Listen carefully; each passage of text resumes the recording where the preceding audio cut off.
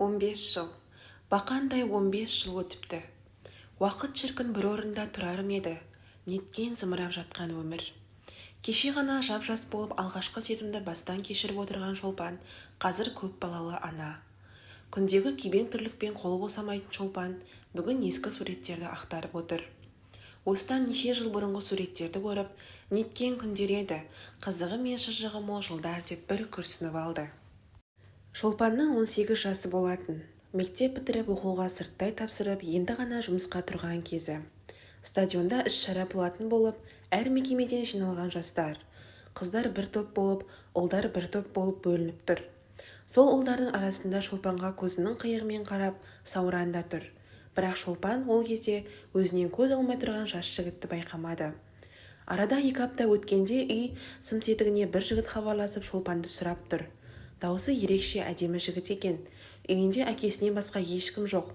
Шолпан бұл бейтаныс жігіттің кім екенін білгісі келді. Неге екені белгісіз бұрын-соңды ешкіммен телефон арқылы таныспаған Шолпан да бұл жолы басқаша еді. Бір жағынан зерігіп отырғаны бар. Дауысы ерекше жігітке. Кім екен бұл? Дей салды. Арғы жақтан әдемі дауыс. Шолпанмен сөйлесуге бола ма? Я, мен, айта беріңіз. Мен сізбен танысқым келіп еді, сол үшін хабарласып тұрмын. Я, сонымен кім болдыңыз?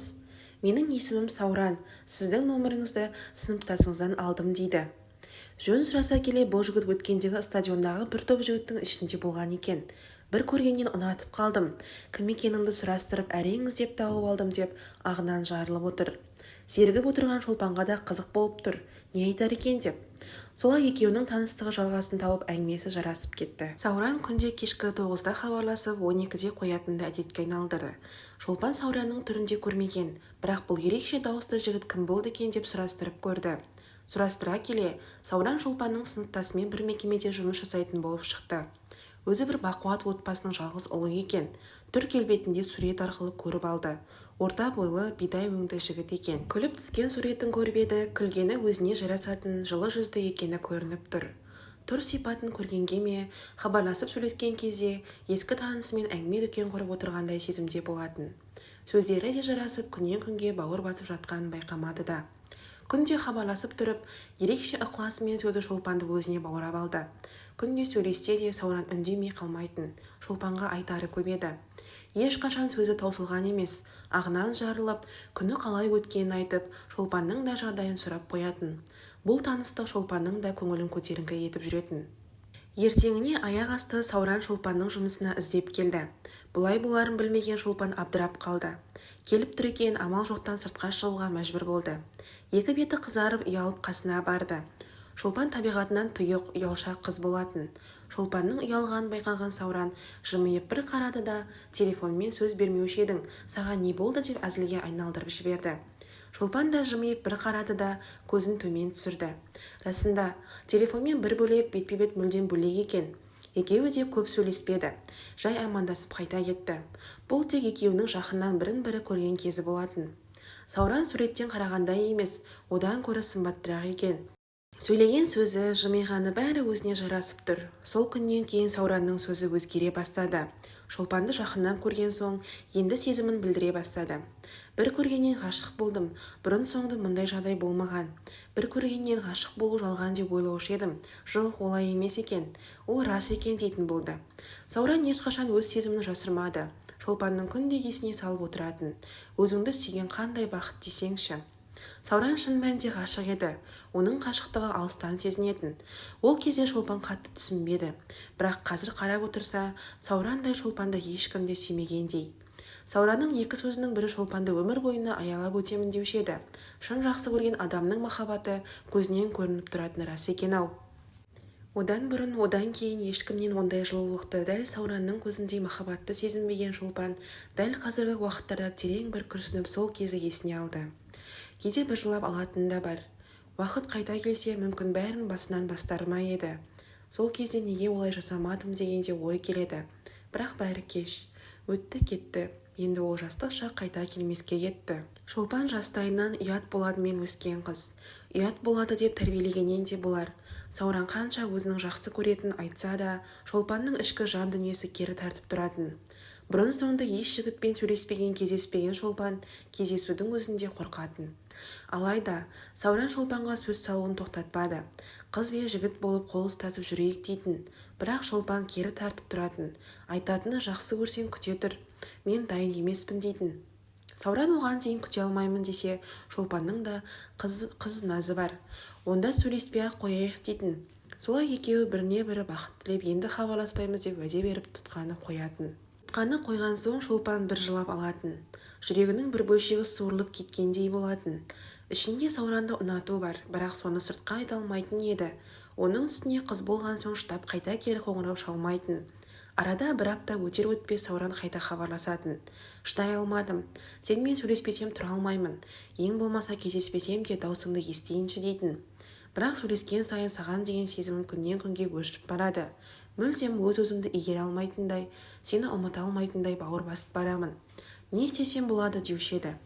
Ондай кезде Шолпан да жүгіріп-ақ барғысы келеді, құшақтап алғысы келеді. Бірақ әттең ұялшақтық, қорқақтық басып тұратын.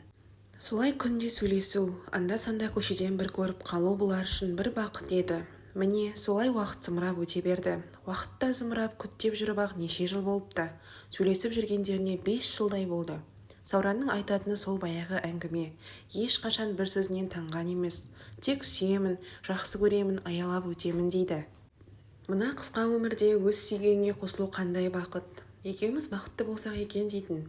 Шолпанның да сыртқа шығармаса да ішінен тілейтіні сол. Бірге болса, бақытты болсам деп армандайтын. Уақыт тағы зымырап өз дегенін жасай берді.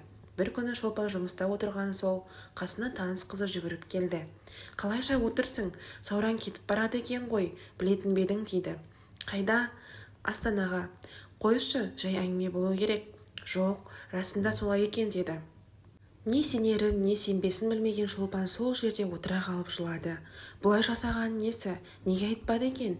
Менімен 5 жыл жай сөйлескені ме? Деген неше түрлі ой келді. Өзіне не істерін білмей жылағанын басты да Сауранның номерін тере бастады. Арғы шеттен өзіне таныс жылы дауыс алло деп тұр.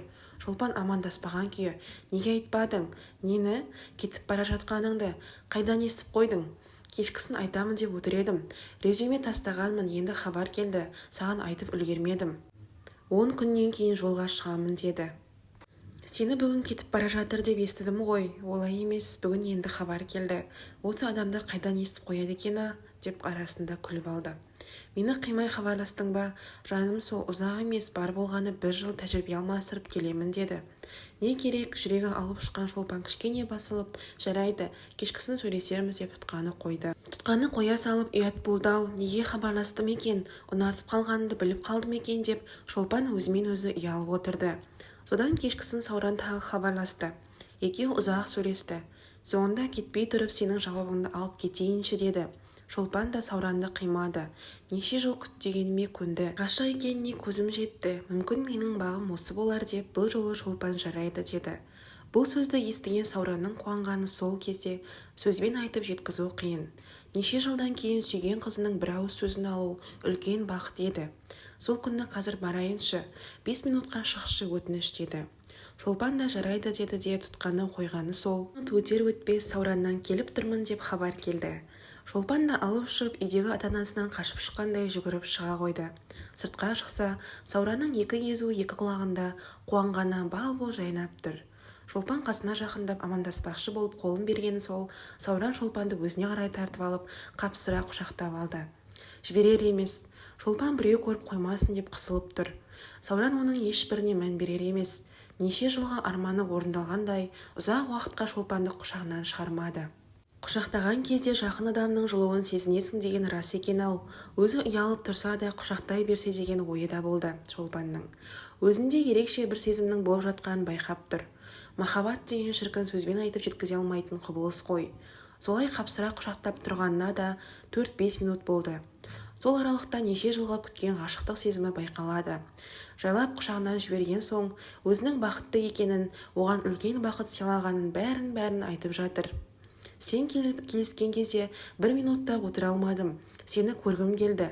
Неше уақыт көз алдымда жүрсең де осылай бір құшақтау арман еді. Неше жыл күткенім орындалды деп саған асыға келдім. Жаным менің, мен сені сүйемін.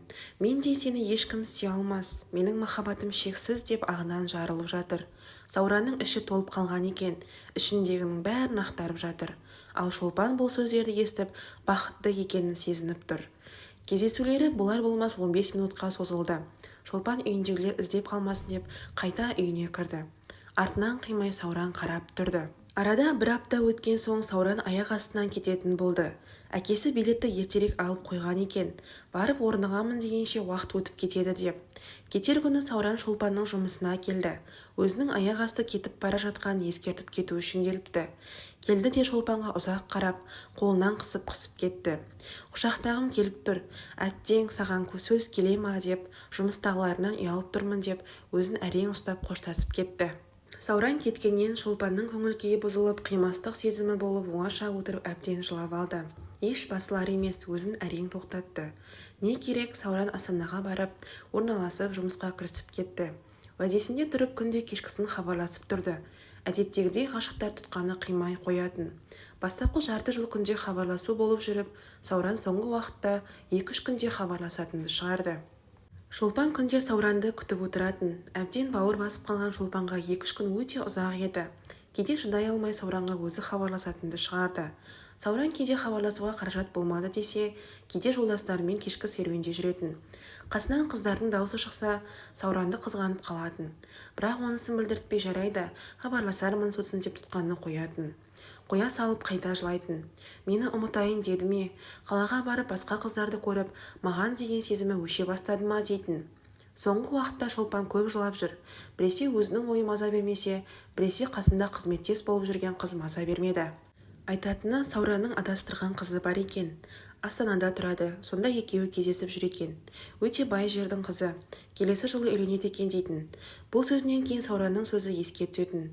Ең алғаш танысқанда мен ең әдемі қызға немесе ең бай қызға үйленемін деген сөзі бар еді. Сол сөзі қайта-қайта есіне түсе берді. Мүмкін бай болғысы келген болар, мейлі арманы орындалсын деді. Өзін қанша қиналса да ұстап, түні жылаумен өтсе де Шолпан соңғы уақытта хабарласуды қойды. Кейде Сауранның дауысын қатты естігісі келсе, құрбысының телефонымен хабарласып, шатасып кетіппін дей салатын. Басында қанша қиналса да соңында өзін жеңді. Неше айдан бері жылағаны басылды. Өз-өзін сендірді. Менің бағым емес екен, күтпей керегі жоқ. Өйткені ол басқаныкі, басқаға үйленбекші. Сол үшін де хабарсыз кетті. Сенсіз де оның өмірі керемет деп өзін алдады. Барлығы расында солай сияқты еді. Өйткені Сауран да хабарсыз кеткенді. Арада тағы 5-6 ай өтті.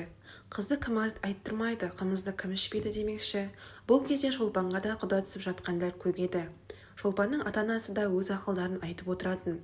Қызым, жасың болса тұрмыс құратын жасқа жетті. Ертерек тұрмыс құр, таңдап жүре берме. Уақыт деген тез өтеді де шығады. Қыз бала өмірге тұрмыс құрып балалы болу үшін келген. Жас кезіңде бетіңнің әрі барында өз теңіңді тап деп отыратын. Ондай кезде Шолпан да ойланып қалатын. Расында, жасым 25-ке келді. Сыныптастардың жартысынан көбі тұрмыс құрып, кішкентайлары бар. Бұлай жүре бергенім жарамас деп ойлайтын. Солай жүргенде қазіргі жолдасы Арманмен танысты. Өзі сымбатты ақкөңіл жігіт еді. Арман да Шолпанды әлеуметтік желідегі суретін көріп ұнатқан екен. Арада көп уақыт өтпей бір шоқ гүлмен келіп жақынырақ танысып кетті. Шолпан Арманды көре салып, жаман адам емес деп ойлады да қойды. Көп ұзамай Арман хабарласуын тоқтатпады. Шолпаннан тұрмысқа шығуын өтінді. Бақытты етемін, алақаныма салып өтемін деп жүрді. Шолпан көп ойланды. Сауранмен неше жыл сөйлесіп, соны жақсы аяқталмағаны бар. Барлығын ой елегінен өткізіп, уақыт өткізбей, Арманды көп күттірмейін деп Арманға келісімін берді. Бірақ соңғы уақытқа дейін ойы шашыраңқы болды. Бір ойы Сауранды күтсе, екінші ойы ол болды, келмейді. Осы уақытқа дейін бір хабарласатын еді деп ойлады. Сонымен келісіп тойға қызу дайындалып кетті. Екі жақ кездесіп, келесі ай Шолпанды ұзату тойы белгіленіп қойды. Жұмысын тұрмысқа шыққанша реттеп кетейін деп отырған Шолпанның телефоны шырылдап кетті. Өзі селк ете қалған Шолпанға белгісіз номер хабарласқан екен. Тұтқаны көтергені сол, алу деген таныс дауыс шыға келді. Шолпанның денесінде бір тоқ жүріп өткендей болды. Неше ай өтсе де дауысы сол қалпы, сол бір сөзбен өзінің неше жыл көз алдына өте шықты. Қалай ғашық болып бауыр басқаны, қалай ұйқысыз жылаумен өткені барлығы да көз алдына лентаға ұқсап өте берді. Ештеңе білдірместен, «Я, тыңдап тұрмын» деді. «Танымадың ба?» «Жоқ, кім екен?» «Мен ғой Сауран». «Я, неге хабарластың?» «Дауысыңды естігім келді, сені көргім келді, мен қайтып келдім» деді. «Неге келдің? Неше уақыт хабарсыз кетіп келген соң ғана іздеп тұрмысың?» «Жоқ, сені бір сәтке есімнен шығарғаным жоқ, жағдай солай болып қалды». «Не жағдай? Неше ай хабарсыз кететіндей не болды? Осынша уақыт ішінде бір хабарласып жағдайыңды айтсаң болмас па еді?» «Оның бәрін кездескенде айтармын. Бәрі кеш, енді кездеспейміз де». «Неге?» «Тұрмысқа шығамын, той күні белгіленіп қойды. Енді мазалама. Мен өзімді әрең жинақтадым. Сені ұмытамын деп өзім қиналдым. Енді соның барлығын қайта басынан кешкім келмейді» деді. «Ренжімеші, олай болады деп ойламадым. Маған тұрмысқа шықшы, бақытты боламыз» деді. Бірақ бәрі тым кеш еді. Той күні белгілі, қонақтар шақырулы. Енді қайтарға жол жоқ. «Жоқ, болмайды. Мен ата-анамды жерге қаратқым келмейді. Мүмкін екеуміздің жолымыз екі бөлек болған шығар. Мүмкін бізге бірге болуды жазбаған шығар. Бірге болуды жазса, осынша жыл жүрмес едік. Ретін тауып қосылар едік. Өз жартыңды тауып бақытты бол» деді. «Жоқ, олай етпеші. Мен сияқты сені ешкім сүйе алмайды». «Мейлі, сен сияқты болмаса да оны да алда көрермін. Өткен кез өтті. Болды, артқа кері шегіне алмаймын. Сау бол» деп тұтқаны қоя салды. Артынан қайта хабарласып еді, нөмірін бұғаттап тастады. Неше жыл бауыр басып ғашық болған жан басқа болады ғой. Шолпанның іші алай-дүлей болса да, Сауранның хабарсыз кеткен есіне алып, неше түнін жылаумен өткізген кезін еске алды. Бәрін қайта басынан кешкісі келмеді. Араға ай салып Шолпан тұрмыс құрды. Дүркіреп тұрып тойы болды. Жолдасы Арман да өз ойындағыдай шықты. Бір сөзді еш артыққылығы жоқ жан екен. Шолпанды өздігінше жақсы көреді. Не ішемін, не киемін демеді. Жағдайын жасап отырды. Араларында балалары болып, үлкен отбасыға айналды. Шолпан Сауранды сол күйі көрмеді. Кейде өзі оңаша қалғанда, жас кездегі суреттерін көрсе, алғашқы махаббаты есіне түседі. Бір күліп, бір күрсініп еске алады. Мүмкін Сауранға шыққанымда басқаша болар ма еді, өмірім тіпті басқа арнаға бұрылар ма еді дейді. Алғашқы махаббат қашанда ыстық қой. Естен кетпестей бір оқиға болып жүректің бір түкпірінде жатыр. Барлығында алғашқы махаббаттың қызығы мен шыжығы болған болар. Сауранның жағдайына келер болсақ, Шолпан тұрмыс құрған соң 2 айдан кейін анасының айтуымен бір дөкейдің қызына үйленді. Көп ұзамай мінездері жараспады ма, әлде басқа жағдай болар, екеуі ажырасып кетті. Қазір екінші келіншегі бар, ортасында баласы бар. Мүмкін бақытты өмір сүріп жатқан болар.